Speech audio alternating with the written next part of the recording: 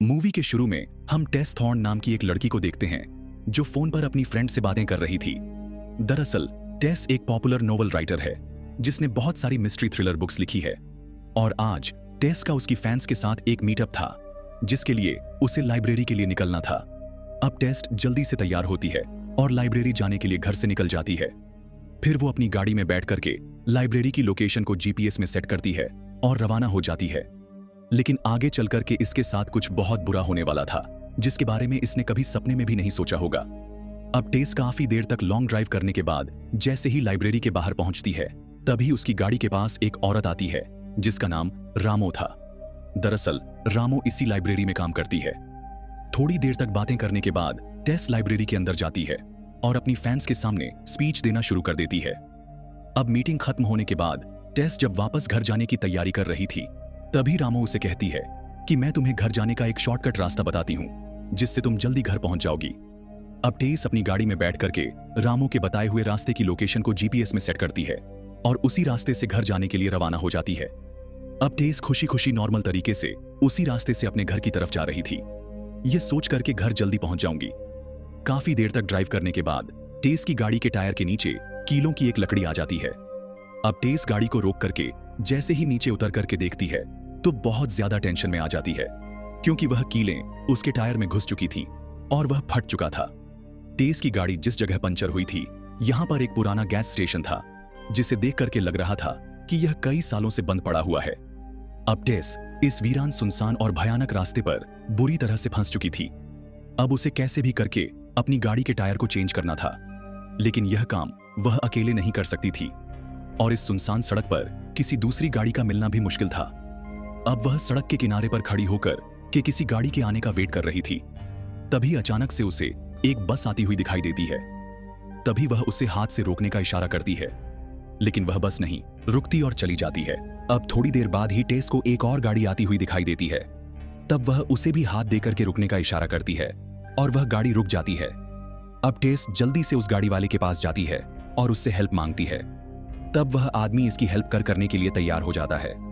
इस आदमी का नाम लेस्टर था और यह दिखने में एक भारी भरकम सांड जैसा लग रहा था।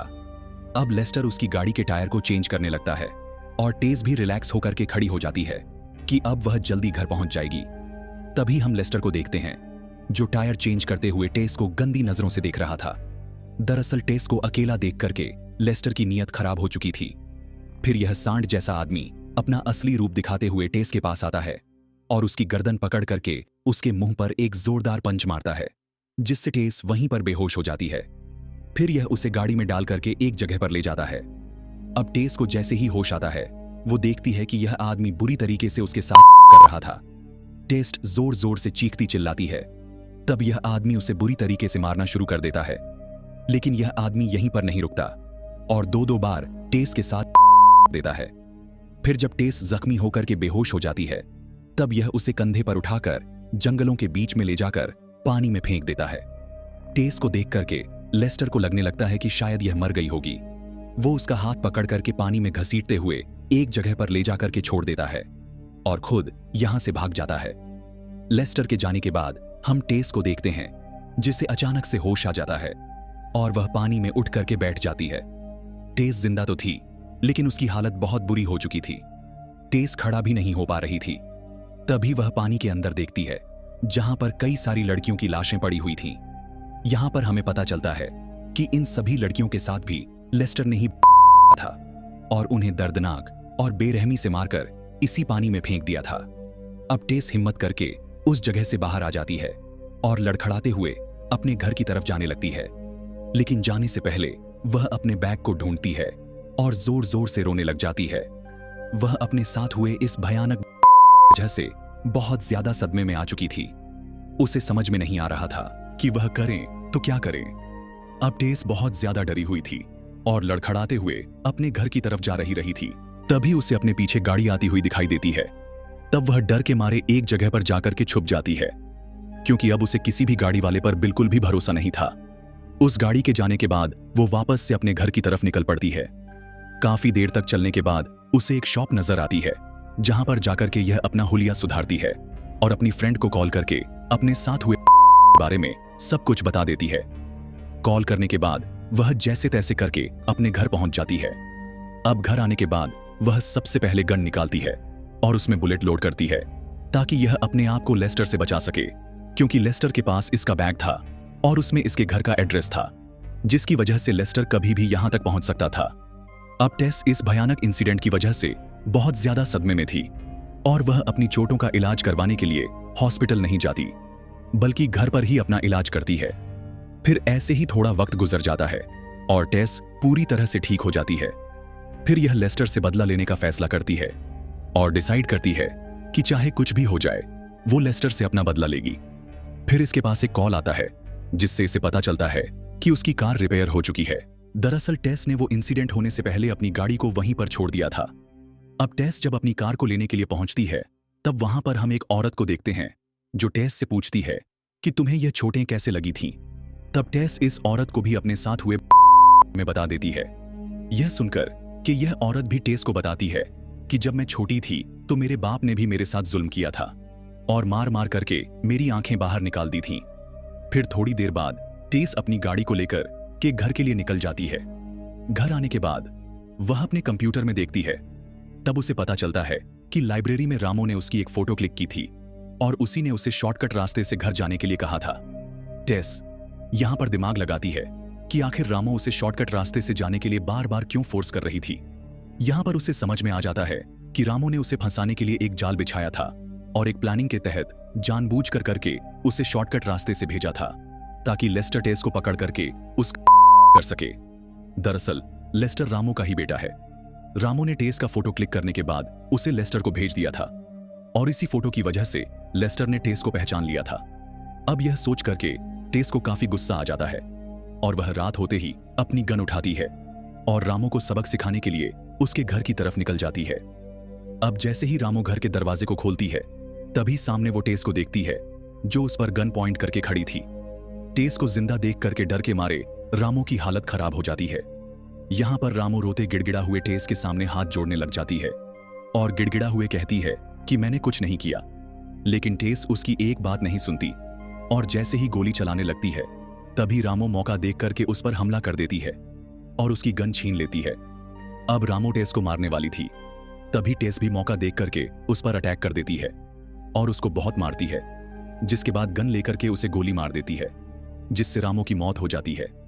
उसका काम तमाम करने के बाद टेस अपने चेहरे से खून साफ करती है और वहां पर लगी हुई फोटो को देखती है जिसमें लेस्टर के साथ उसका छोटा भाई भी खड़ा था। फिर इसके बाद टेस लेस्टर को देखती है जिसके हाथ में पट्टी बंधी हुई थी और वह ट्रक लेकर के कहीं जा रहा था।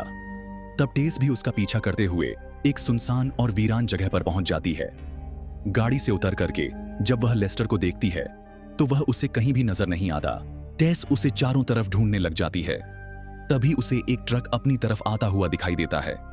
अब टेस छुप करके देखती है कि शायद इसमें लेस्टर होगा। अब जैसे ही ट्रक रुकता है टेस उसके पास जाकर के उसके सर में गोली मार देती है।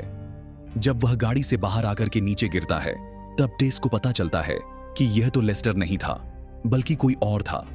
जब टेस उसे गौर से देखती है तब उसे पता चलता है कि यह तो लेस्टर का भाई था जिसे उसने लेस्टर के साथ फोटो में देखा था। इस आदमी को मारने के बाद टेस रोने लग जाती है और बहुत ज्यादा दुखी होती है क्योंकि उसने एक बेगुनाह इंसान को मार दिया था।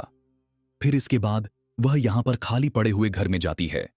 जब वह टॉर्च लगा करके देखती है तो उसकी आंखें बाहर आ जाती हैं क्योंकि दीवारों पर बहुत सारे फोटो चिपके हुए थे जिसमें लेस्टर और उसका भाई लड़कियों का करते हुए दिखाई दे रहे थे और फिर उन्हें बड़े दर्दनाक और बेरहमी से मौत के घाट उतार रहे थे।